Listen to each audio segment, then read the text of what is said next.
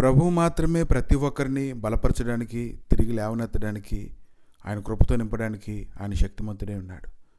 ఇశ్రాయేల్ జనాంగం అంతటినీ కూడా ఆయన ఎంతగానో ప్రేమించాడు. ఇర్మియా 50:20 ఆ కాలమున ఆనాటికి ఇశ్రాయేల్ దోషములు వెతికినను అవి కనబడకుండును, యోధా పాపములు వెతికినను అవి దొరకవు, శేషింపజేసిన వారిని నేను క్షమించదను, ఇదే యెహోవా వాక్కు.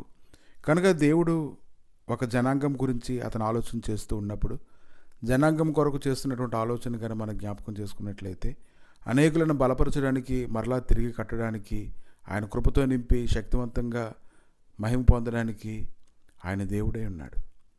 కనుక ఈ దినమున నిన్ను విమోచించాడు కనుక, నిన్ను విమోచించినటువంటి విధానాన్ని బట్టి, ఆయన చేసినటువంటి కార్యాలను బట్టి, ఆయన గొప్ప సాక్ష్యములు నీకు ఇచ్చాడు కనుక దాన్ని బట్టి నువ్వు స్తుతించినట్లయితే రెట్టింపు ఘనతను ఈరోజు నువ్వు పొందుకుంటావు. ఆమేన్.